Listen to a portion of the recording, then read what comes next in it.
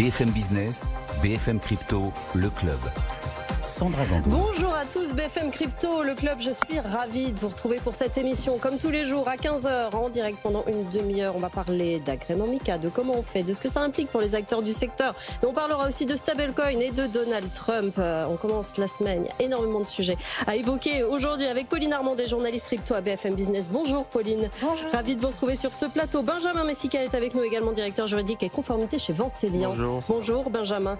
Et Alexandre Roubaud, fondateur de Bitstack. Bonjour Alexandre. Vous continuez à nous écrire, à nous poser toutes les questions qui vous passent par la tête sur les cryptos à cette adresse crypto@bfmbusiness.fr. Vous savez, on y répond tous les jeudis avec nos experts. Écrivez-nous crypto@bfmbusiness.fr. BFM Crypto, le club, c'est parti. Avant de partir sur ce sujet de MiCA, et on va beaucoup expliquer ce que c'est que MiCA, parce que les agréments commencent à tomber pour les acteurs du secteur, c'est plutôt une bonne nouvelle pour la France. Mais vous le savez, on parle aussi beaucoup de stablecoin dans cette émission, et avec vous Pauline, on va parler d'Amundi, l'un des plus gros gestionnaires d'actifs européens, qui voit d'un mauvais œil l'émergence des stablecoins américains. Oui, c'est ce qu'a déclaré Vincent Mortier, qui est directeur des investissements chez Amundi. Lui, il considère vraiment que l'émergence des stablecoins US va créer une dollarisation accrue dans le système mondial, et donc ça va déséquilibrer de fait les systèmes de paiement. C'est pas le seul à dire que les stablecoins US vont créer pas mal de déséquilibres sur le marché. Il y a aussi Villeroy de Galhau, gouverneur de la Banque de France. Bien sûr. Le ministre italien de l'économie, qui a même dit que les stablecoins dollars pourraient être une menace beaucoup plus grave sur le système de paiement européen que, par exemple, la guerre commerciale avec Trump. Et donc, c'est vrai qu'il y a de plus en plus de voix qui émergent en Europe pour dire que cette nouvelle classe d'actifs pourrait poser quelques problèmes. Bon, on a envie de... Bon, il y a des arguments à ça, mais est-ce que l'Europe a raison de s'inquiéter, Pauline ? Alors, ça, c'est assez relatif. C'est vrai que, bon, si on regarde la capitalisation de ce marché, aujourd'hui, il est relativement petit par rapport à d'autres classes d'actifs, un peu plus de 250 milliards de dollars, voilà. Mais c'est vrai qu'avec la régulation qui devrait arriver aux États-Unis d'ici la fin du mois d'août, on pense que ce marché va vraiment exploser. Il y a entre 500 et 2000 milliards de dollars de capitalisation qui devraient concerner ce marché dans les prochaines années. Oui. Donc c'est vrai que c'est un marché qui va se développer. Et puis finalement, les stablecoins, aujourd'hui, il faut vraiment les différencier par exemple d'autres crypto-monnaies. Je parle pas particulièrement du Bitcoin, mais il y en a plein qui ne sont utilisés que pour de la spéculation. Et aujourd'hui, les stablecoins, ça répond vraiment à des besoins spécifiques pour des transferts, pour des paiements, pour les utilisateurs. C'est l'infrastructure qui est intéressante. Oui, tout à fait. Et donc, c'est vrai que c'est de plus en plus considéré comme une alternative de paiement. Il y a les volumes de transferts qui sont beaucoup plus importants que ceux des géants des paiements, Visa, Mastercard. Donc, c'est vrai que l'Europe a quand même raison de s'inquiéter. Et au lieu de se dire, on va développer des stablecoins euros, l'Europe se penche beaucoup plus sur son projet d'euro numérique. Et donc, elle parle d'inquiétude sans forcément agir. Exactement. Il y a un agenda politique là-dessous, évidemment, de la Banque Centrale Européenne avec cet euro numérique. Avant de parler de MiCA, j'aimerais votre avis sur la question. Messieurs, est-ce que l'Europe a raison de s'inquiéter ou est-ce que simplement elle n'a pas choisi la bonne réponse en développant ce projet d'euro numérique ? Je vous voyais acquiescer, Benjamin. Écoutez, non, c'est une bonne question. Moi, je pense qu'en réalité, MiCA aujourd'hui couvre une partie de la réglementation sur les stablecoins. Oui. Et à partir du moment où on refuse, où on ne permet pas la possibilité de verser des intérêts sur stablecoins, lorsqu'on compare avec la régulation américaine à venir en matière de stablecoins, on se rend compte que l'Europe se tire une balle de le pied, notamment sur le volet des stablecoins avec la réglementation MiCA. Alexandre ? Christine Lagarde le disait encore récemment, elle est inquiète parce qu'elle le voit comme la privatisation de la monnaie. Donc il y a deux volets, il y a le volet dollarisation et il y a aussi le volet privatisation de la monnaie. Donc pour la Banque Centrale Européenne, évidemment que c'est un enjeu majeur. Maintenant, je pense qu'effectivement, c'est certainement la mauvaise solution à une problématique en poussant cet agenda de l'euro numérique, l'euro numérique de Banque Centrale versus être pro-innovation, pro-régulation, mais dans le sens de l'industrie. Et comme on l'a dit, Mika était déjà allé dans ce sens-là, donc à voir ce que ça veut dire de réguler davantage, puisque c'était son appel. Mais comme disait Pauline à l'instant, les stablecoins ont déjà trouvé leur mission, ils ont déjà une utilité finalement pour les acteurs, ce que n'a pas l'euro numérique. On a encore du mal à savoir à quoi ça va servir en réalité. On ne sait pas en quoi exactement ça consiste, comment ça va être ça va changer par rapport au système existant. Comment ça va être déployé, puisqu'il y a encore beaucoup de questions qui sont sans réponse. Et à l'inverse, on le voit, même des acteurs bancaires traditionnels comme la Société Générale a déjà fait un pas en avant en émettant eux-mêmes leur propre stablecoin, à la fois euro et à la fois dollar. Et qui est parti effectivement sur l'euro et le dollar, et 98-99% des stablecoins sont en dollars. C'est bien là notre problème, mais peut-être que les acteurs européens pourraient s'allier pour créer des stablecoins en euros. Et en réalité, il n'y a pas que Mika. C'est-à-dire qu'il y a Mika, mais il y a aussi la réglementation sur la monnaie traditionnelle, comme PSD2. Et aujourd'hui, il y a des discussions justement avec les autorités de marché financier, donc en France, la CPR, et puis d'autres régulateurs européens, pour considérer que finalement qu'un stablecoin est considéré comme de la monnaie électronique, et donc d'y associer derrière toute la réglementation sur de la monnaie traditionnelle.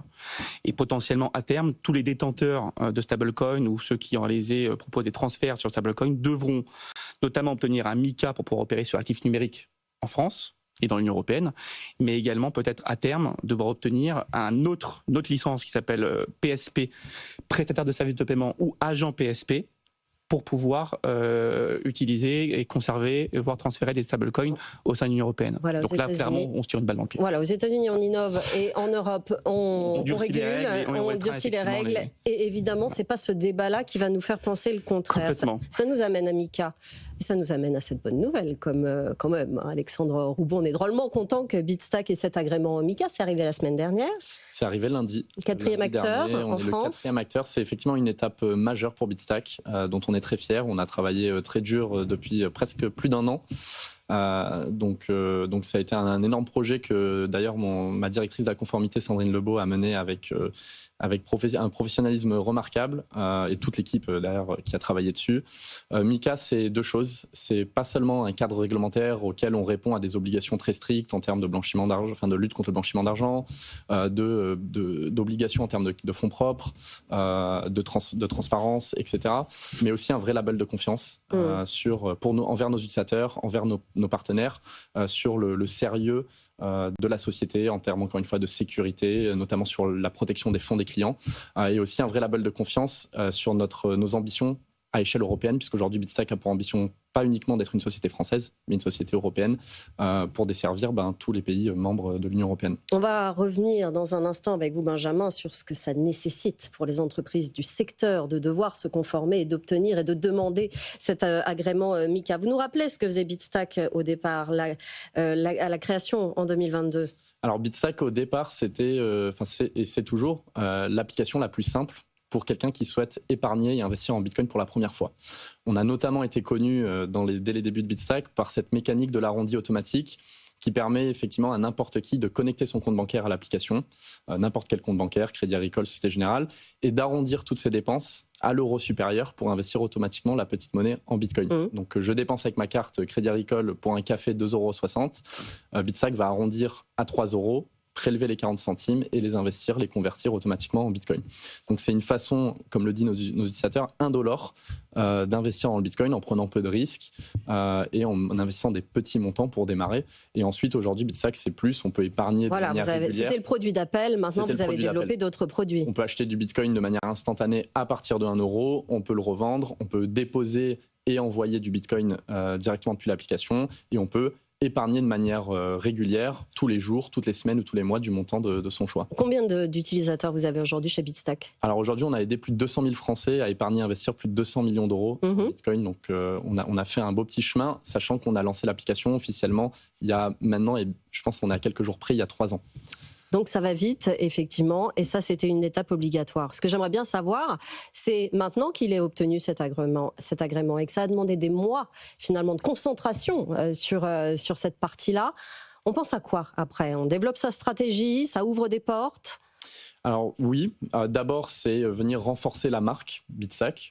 C'est un vrai gage de confiance envers nos clients quand même, pour qui ça rassure de dire aujourd'hui j'ai un acteur qui est régulé presque au niveau des banques. Enfin, on est vraiment sur des exigences très strictes et beaucoup plus lourdes que ce qu'on avait pu voir sur les enregistrements PSAN, dont on a parlé pendant très longtemps, et enregistrements que Bitstack avait obtenus dès 2021. Donc ça, c'est un vrai gage de confiance pour nos clients. Ça rassure parce qu'il y a des obligations, pour préciser un petit peu davantage, sur notamment ce qu'on appelle la ségrégation des fonds, c'est-à-dire qu'on doit assurer à tout moment que les fonds des clients sont ségrégés des fonds de l'entreprise et soient protégés. Donc ça, c'est un vrai gage de confiance, mais ça va plus loin. Effectivement, les ambitions de la société, c'est ce qu'on appelle vraiment le passeport européen. Aujourd'hui, c'est ça, MiCA, pour un acteur comme nous, c'est de dire on n'adresse plus uniquement le marché français, mais aujourd'hui, dès l'obtention, et c'est effectif immédiat, on peut passeporter notre activité sur tout le reste de l'Union européenne et donc lancer Bitstack sur tous les autres marchés membres de l'Union européenne. Benjamin Messica, votre travail, c'est ça, c'est de Exactement. Mettre en conformité ces acteurs des cryptos avec cette réglementation et leur faire faire ce qu'il faut pour obtenir cet agrément. Déjà une réaction, quatrième acteur français. Ça y est, ça commence à venir, hein, l'AMF commence à délivrer ses agréments. Il y a une vague depuis un mois maintenant, c'est vrai que ça a commencé avec Desblocs, ensuite Goin, puis ensuite KCI, évidemment Bitstack. Voilà. Alors, ce qu'il faut rappeler peut-être très rapidement, c'est effectivement à quoi ça sert. Concrètement, effectivement, la sécurité des épargnants, je pense que ça c'est la priorité de MiCA. Ça rassure également les investisseurs. Aujourd'hui, il y a peu d'investisseurs qui investiront dans un projet qui n'est pas agréé MiCA, puisqu'on aurait été sur une période de transposition de 18 mois jusqu'à 2026, et il est évident qu'aujourd'hui les investisseurs attendront que les acteurs sérieux obtiennent le fameux Graal MiCA. Ensuite, il y a MiCA, mais il y a aussi les textes d'application. Et c'est d'ailleurs la raison pour laquelle l'AMF a mis du temps, contrairement à d'autres régulateurs européens, de délivrer des agréments. Pourquoi ? Parce que en fait, certains textes d'application, donc MiCA c'est le texte cadre, mais vous avez les textes d'application qui justement vous donnent des indications sur comment on applique une politique en interne. Donc on va avoir des politiques par exemple de conflit d'intérêts, de ségrégation des actifs, de conservation en fonction de vos et services. ça, elles sont différentes en fonction des pays. Hein. Elles sont différentes en fonction. Alors, elles sont pas différentes en fonction des pays. Ce qui est différent, c'est l'appréciation qui est faite des régulateurs sur comment on applique un texte d'application. Et c'est ce qui crée justement, et c'est pour ça que moi je parle d'homogénéisation imparfaite entre les différents pays européens. C'est d'une part, on a effectivement des agréments qui ont été délivrés de façon hétérogène. Ça veut dire avec aujourd'hui les Pays-Bas, l'Allemagne qui ont délivré, je crois, entre 13 et 15 agréments, contrairement par exemple à la France ou encore certains autres pays européens. Donc j'avais en tête Malte, c'était à peu près 5. La France, je crois que c'est 4 avec Pauline, justement Bitstack. un article là-dessus. Donc déjà, on a un premier degré d'homogénéisation un petit peu raté sur la délivrance des agréments. Mais est-ce qu'on va aller plus vite à partir de maintenant, justement ? Normalement, on va plus vite. Moi, j'avais annoncé d'ailleurs il y a un mois 5 d'ici la fin de l'été. On va y être, à mon avis, dans les prochains jours. On y sera. Mais ce qu'il faut noter, c'est que derrière, ensuite, il y a des interprétations qui sont faites par les régulateurs eux-mêmes. Et c'est pour ça d'ailleurs que l'AMF, justement, par l'intermédiaire de sa présidente, je me souviens d'une déclaration il y a maintenant 1 mois et demi au Sénat, qui disait, par exemple, en parlant du régulateur maltais, qu'ils avaient, entre guillemets, le stylo un peu léger lorsqu'il fallait délivrer les agréments européens. Ce qui montre qu'en réalité, en termes d'interprétation de la règle, ou du moins des dispositifs, on n'est pas tous accordés on n'est pas tous sur la même longueur d'onde, et on se rend compte qu'il y a quand même des dissonances, et donc, bien évidemment, ça crée des enjeux d'attractivité. On sait très bien que pour Chypre et pour Malte, l'intérêt, c'est aussi d'attirer des gros acteurs, type Bitstack, type Coinbase, etc. Je crois que Coinbase, c'est Luxembourg.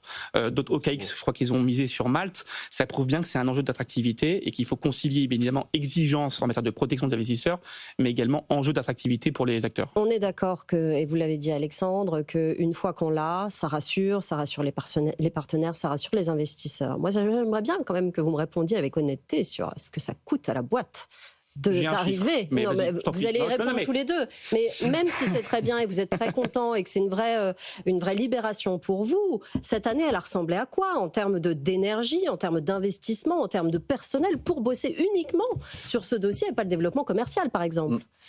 C'est sûr, il faut le dire, c'est un vrai choix déjà pour une entreprise. Et on va en parler par rapport aux investissements que ça comprend, de dire je viens m'installer en France, je choisis l'autorité des marchés financiers comme régulateur pour développer mon activité, parce qu'effectivement, il y a des conséquences. Ça nous a pris, nous, plus d'1 an et demi de travail, avec une énergie importante. Oui, pour une boîte qui est quand même très jeune. Voilà, au Bitstack, aujourd'hui, il y a à peine 1 an, c'était une dizaine de collaborateurs. Bon, maintenant, on a bien agrandi l'équipe, on est presque une trentaine de collaborateurs, mais notamment avec vraiment beaucoup d'énergie appliquée sur la partie conformité. Donc notre équipe conformité est importante. C'est aussi beaucoup d'énergie de tous les autres collaborateurs, puisqu'on l'a dit, en termes de conservation, ça veut dire qu'il y a des déploiements techniques qui doivent être apportés. Il y a, on ne l'a pas précisé, mais un audit de cybersécurité, qui était notamment une exigence AMF et non MiCA. Et non européenne. Voilà. Donc était une interprétation ou en tout cas une exigence de l'autorité des marchés financiers de faire ce qu'on appelait un audit PASI, donc qui était quand même assez lourd, hein, c'est un audit important. Coût entre 50 et 65 000 euros, hein, pour avoir un ordre d'idée. Voilà, pour uniquement sur l'audit PASI. Pour des entreprises qui sont jeunes, ces investissements-là, tout le monde ne va pas réussir à les faire. Je vous tease, c'est entre 500 000 et 1 million d'euros. Non, mais c'est une réalité. Pourquoi ? Parce qu'effectivement, il y a les coûts de développement technologique, mais il n'y a pas que ça. Il y a effectivement le recrutement de personnes spécialisées dans le milieu de la compliance, la conformité. Il y a effectivement peut-être un directeur juridique. Tout à l'heure, tu parlais de Sandrine Lebeau, effectivement, mais ça nécessite d'avoir soit un directeur conformité, soit un directeur juridique. Qui a compris déjà MiCA de A à Z, et les applications et les interprétations. Alors, c'est tellement technique que finalement, ça ne suffit pas et que généralement, comme Bistac et comme Vanseignant, lors de, j'espère prochainement, notre dépôt du dossier MiCA, on fait appel aussi à des conseils. Les enjeux sont tellement, les questions sont tellement techniques lorsqu'on discute avec les autorités de régulation que effectivement, ça nécessite de faire appel à des avocats et bon, les honoraires sont pas cadeaux. Donc effectivement, ça nécessite des développements technologiques, ça nécessite du recrutement, ça nécessite des investissements en termes de moyens humains et donc effectivement, ça a un coût qui est évalué entre effectivement 500 000 et 1 million d'euros. C'est intéressant, mais quand on dit ça et qu'une fois qu'on l'a l'agrément MiCA, est-ce que ça va mettre pour autant tous les acteurs européens qui l'auront au même niveau? Ils n'auront pas le choix. Ceux qui ne sont pas régulés seront hors course. Et je pense que c'était aussi une des volontés des régulateurs étrangers, notamment du texte MiCA, c'est de se dire les petits acteurs pas sérieux, on les met dehors. Pas sérieux? Est-ce que sérieux, ça veut dire est-ce que j'y ai pas mis tous les moyens malgré tout? Est-ce que ne pas avoir l'agrément MiCA, ça veut forcément dire être pas sérieux? C'est ça qui est terrible. Alors, de toute façon, il y a un contrôle de l'AMF lorsque vous déposez votre dossier. Il y a un contrôle sur les moyens humains et les dispositifs que vous mettez en place pour rassurer le régulateur sur la viabilité de votre entreprise. La fiabilité du dispositif. Déjà, il y a un premier contrôle au niveau de l'AMF qui est réalisé à ce niveau-là, tant sur le volet, effectivement, service que vous demandez auprès des régulateurs, mais aussi surtout le dispositif LCBFT, donc lutte anti-blanchiment. Donc ça, c'est une première réponse. Mais je vais quand même revenir sur ce qui a été dit par notre ami, c'est que il aurait pu choisir d'aller en dehors de la France. Il suffisait tout simplement de créer une structure dans l'Union européenne, notamment au Luxembourg, à Malte, à Chypre. Et on aurait pu potentiellement, et on a adopté la même stratégie, nous on dépose en France. Mais certains autres, d'ailleurs gros acteurs, qui n'ont pas les mêmes moyens que nous, ont décidé d'aller dans d'autres législations, d'autres régulateurs, notamment Malte et Chypre. Et c'est d'ailleurs ce qui s'appelle du forum shopping, c'est de se dire, finalement j'ai ma map, l'Union européenne, je vais regarder finalement le régulateur le plus souple en matière d'interprétation des textes. Et effectivement, sur les 6 derniers mois, on a eu quand même quelques éléments de réponse.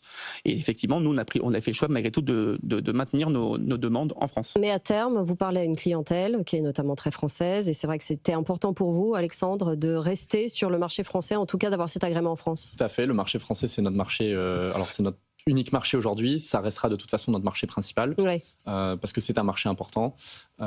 Et je voulais juste rebondir, c'est ce qu'on avait vu, juste pour faire un pas en arrière, c'est ce qu'on avait vu notamment sur les établissements non électroniques en Lituanie il y a quelques années. Exactement. Aujourd'hui, qui avait été allé chercher des agréments en Lituanie parce que le régulateur lituanien était plus souple. Et ils en sont revenus. Ils en sont revenus. Notamment. Donc là, je ferme la boucle, c'est un vrai choix et c'est ça que les gens doivent comprendre pour une entreprise de décider de rester en France, de répondre à toutes ces exigences-là, de faire les investissements qui en découlent pour en fait démontrer ce sérieux que la société a et en tout cas l'ambition qu'elle a d'aller vers un des régulateurs, si ce n'est le régulateur potentiellement le plus rigoureux, le plus strict, comme vrai gage de confiance. Donc on parle vraiment de label de confiance quand on obtient l'agrément MiCA, c'est pas uniquement un cadre réglementaire.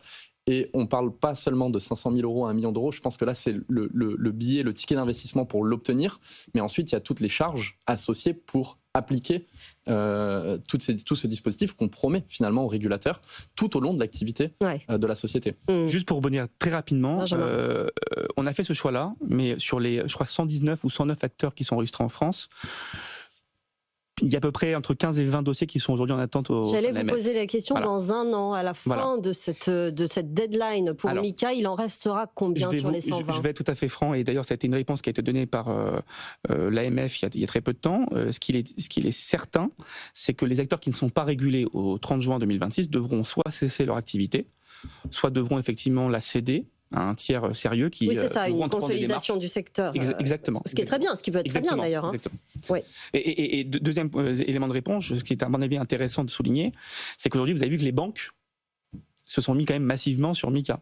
KCIS, filiale est de l'un Crédit des Agricole. 4 acteurs en Je rappelle que KCX, Crédit Agricole, il y a encore quelques mois, son ancien directeur général avait annoncé que le Bitcoin allait à $0 d'ici dans les prochaines années. Pauline nous en a parlé la semaine dernière, voilà. effectivement, de ce retournement. Retournement de situation Crédit Mutuel, il y a encore quelques années, qui avait annoncé que l'écosystème cryptoactif, c'était un écosystème où le blanchiment d'argent, le financement du terrorisme était quand même omniprésent. Bon, bah là, on se rend compte qu'il y a un revirement extraordinaire de ces banques qui, finalement, investissent aujourd'hui dans l'écosystème français Mika. On avance un tout petit peu pour parler de ces réglementations de façon générale. Il y a Mika, il y a Dora, il y a la Travel Rule. Va falloir stopper, ça va nous arrêter. Enfin, je veux dire, on va parler de Trump dans un instant et de ces réglementations, pour le coup, extrêmement favorables au secteur. Et on va voir pour quelles raisons. Mais cet empilement, à un moment, va falloir que ça s'arrête, en fait, Benjamin. Moi, personnellement, j'en appelle à une pause réglementaire. Mais est-ce que finalement les autorités européennes ont réellement envie de faire cette pause réglementaire sur le secteur des cryptos ? Je pense qu'il y a quand même un décalage entre la volonté effectivement des petits acteurs, des acteurs moyens, et finalement ce qu'on veut faire au niveau européen. Et il y a plein d'éléments qui rentrent en considération. Il n'y a pas uniquement que la défense de l'écosystème français. Effectivement, vous l'avez très bien souligné, il y a Travel Rule, TFR, qui oblige les plateformes entre plateformes de communiquer de certaines informations sur leurs clients, sur les transactions, etc. Vous allez avoir effectivement Dora en matière de cybersécurité et de résilience informatique, extrêmement lourd. Vous allez avoir DAC8 en matière fiscalité. Dès 2026, on devra, au 1er janvier 2027, déclarer les transactions crypto. Alexandre va tomber dans les pommes, je pense. Mais... Non, mais je pense qu'il faut l'anticiper. De toute façon, c'est dans moins de 8 mois. Donc, c'est ça. Il faut l'anticiper. Mais c'est extrêmement lourd pour des petits acteurs comme nous qui, justement, ne sont pas assez matures pour justement se mettre en conformité dans les délais, parce qu'on a des délais extrêmement courts aujourd'hui. Okay. On pose la question qui fâche. Alors, est-ce que ça veut dire qu'à la fin, dans un an, ce secteur appartiendra aux banques ? C'est ce que je regrette. C'est un des parce que le secteur tel qu'il a été construit aujourd'hui, il a été construit grâce à nous. Parce que si on n'y avait pas cru il y a encore 3-4 ans au niveau des associations de place comme la DAN, on a milité, on a échangé avec l'écosystème, avec les régulateurs tant français qu'européens. Et on se rend compte aujourd'hui que finalement on a réussi à maintenir un écosystème qui compte, dont la voix porte aujourd'hui. Et on se rend compte que finalement, via des processus, de fast track, l'article 60 de MiCA qui permet aux banques finalement d'avoir une option privilégiée pour obtenir le MiCA, on se rend compte que potentiellement à terme c'est l'apanage des banques. Par contre, il y a des bons signaux. Goin. Petite start-up de, je crois, 9 ou 10 personnes. Débloque. Là, c'est intéressant. Ça montre qu'aussi des acteurs sérieux, même s'ils n'ont pas effectivement les mêmes ressources qu'une banque, peuvent obtenir le 20 dossiers pour le moment. À peu près. On va essayer de croiser les doigts, effectivement. Près, Et pendant ce temps, aux États-Unis, des réglementations favorables. Et un Donald Trump, Pauline, qui a gagné 620 millions de dollars grâce aux crypto-monnaies. Oui, c'est une enquête de Bloomberg qui est parue récemment et qui explique qu'effectivement maintenant, les crypto-monnaies, ça constitue une part assez importante de son patrimoine, environ 9%, puisque Donald Trump détient environ 6,9 milliards de dollars. Et c'est vrai que maintenant, les cryptos, ça devient un investissement stratégique, même plus que l'immobilier. Il a gagné beaucoup plus grâce aux cryptos qu'à l'immobilier au cours des derniers mois. Donc c'est vrai que ça commence à faire pas mal. Alors c'est les NFT, c'est le même coin, ces projets dont on a entendu parler ces derniers mois, juste ces derniers mois d'ailleurs. Oui, juste ces derniers mois. Si on prend par exemple sa plateforme crypto lancée en 2024, donc World Liberty Financial, cette plateforme, elle a vendu notamment une crypto-monnaie éponyme qui lui a permis de gagner 390 millions de dollars. Cette plateforme a aussi, via un stablecoin dollar, réalisé une opération entre Binance et une autre plateforme qui a permis de gagner 100 millions de dollars. Pareil, vous évoquiez le même coin de Donald Trump. Ça, effectivement, la flambée de son prix a permis à Donald Trump de gagner jusqu'à 150 millions de dollars. Et c'est vrai que Donald Trump s'était lancé dans les crypto-monnaies dès 2022 en proposant des collections de NFT. Et donc, grâce aux NFT, il a gagné jusqu'à 7 millions de dollars. Donc, ça fait un beau petit pactole gagné grâce aux cryptos. On rappelle que la société dont vous parliez, c'est la famille Trump qui la détient. Donc, c'est une sorte d'intérêt assez large. Et justement, Pauline, pour finir, de plus en plus d'experts pointent ces conflits d'intérêts de la famille Trump avec cet écosystème qu'il est en train de développer, presque à titre personnel. C'est vrai qu'on n'avait jamais vu aucun président américain avoir des liens aussi étroits avec des intérêts économiques et pour son enrichissement personnel. Donc, il y a de plus en plus de voix qui s'élèvent en ce sens. Et donc, c'est pour ça qu'il y a notamment un sénateur démocrate qui a déposé un projet de loi baptisé Coin qui vise vraiment à faire en sorte que le président, sa famille où les fonctionnaires américains ne puissent pas à la fois soutenir, promouvoir ou gagner de l'argent, on va dire, personnellement grâce aux crypto-monnaies. On ne sait pas si le projet va pouvoir voir le jour, mais c'est vrai que ça pose de plus en plus de questions, vraiment cette mainmise un peu de Donald Trump dans les cryptos, alors même qu'il cherche à réglementer les stablecoins, alors même que les États-Unis veulent établir une réserve stratégique de Bitcoin et entre-temps, lui-même est dans ce secteur. Donc, comment on lit ça, Benjamin, quand on est un acteur comme ça et qu'on voit ce qui se passe de l'autre côté de l'Atlantique? Bon, là, c'est l'autre bout de la chaîne et de la permissivité, entre guillemets, mais quand même... on va donner un exemple très concret. MiCA, politique d'abus de marché obligatoire pour les acteurs qui souhaitent être enregistrés MiCA. Réguler MiCA. Donc ça veut dire que potentiellement aujourd'hui le délit d'initié est pris en compte chez les acteurs avec des politiques très, très claires, dédiées, qui permettent d'éviter justement tout ce qui va être délit d'initié, soit de la part de collaborateurs ou soit de l'extérieur. Mais est-ce que ça veut dire qu'on pourrait ne plus avoir d'importance dans le monde des crypto-monnaies d'ici 5 ans et que tout se fera aux États-Unis et que malgré les réglementations, je ne sais pas comment vous voyez vous en tant qu'acteur, est-ce qu'on a une vue un peu claire de ce qui peut se passer à 1 an, 2 ans, 3 ans, Alexandre ? Alors, à 1 an, 2 ans, oui. Plus loin, c'est effectivement un point d'interrogation. Ouais. Ce qui est compliqué quand on a une boîte. Ce qui est compliqué quand on veut piloter une boîte qui perdure. Le choix qu'on fait, c'est effectivement de favoriser un cadre réglementaire clair, en disant que c'est un vrai atout pour une société comme nous. On en parlait plutôt pour nos investisseurs, pour nos clients, et donc d'avoir finalement un avantage compétitif en théorie. Maintenant, effectivement, en pratique, est-ce que c'est le cas quand on a des acteurs étrangers qui, jusqu'à présent, ne répondaient pas à toutes ces obligations-là, maintenant choisissent d'autres marchés européens pour, comme on le disait plutôt, aller chercher MiCA. Est-ce que ça va homogénéiser tout ça? On l'espère. Mais effectivement, attendons déjà de voir jusqu'à juin 2026, c'est déjà la première échéance, combien d'acteurs sur les 120 plus enregistrés seront en mesure d'être agréés MiCA, enfin sur les 120 uniquement en France d'ailleurs, seront en mesure de passer cette barrière à l'entrée qu'est MiCA, sachant qu'on est à 4, et juste pour préciser, avant 4 en France, 2 qui étaient en procédure de fast track, c'est-à-dire 2 acteurs qui étaient agréés PSAN, qui ont eu la possibilité de prendre la procédure de fast track et donc d'obtenir MiCA plus rapidement. KCIS, qui est un établissement de crédit par le Crédit Agricole, qui a eu l'article 60, donc c'est uniquement une notification à l'AMF, et Bitsa, qui est la seule société aujourd'hui qui a obtenu l'agrément MiCA via une procédure classique. Donc on est sur, si on met les autres de côté, à un acteur agréé MiCA, en tout cas en procédure classique, sur les 120 enregistrés. Exactement ce que voilà, on est en juillet 2025. On a jusqu'à été 2026.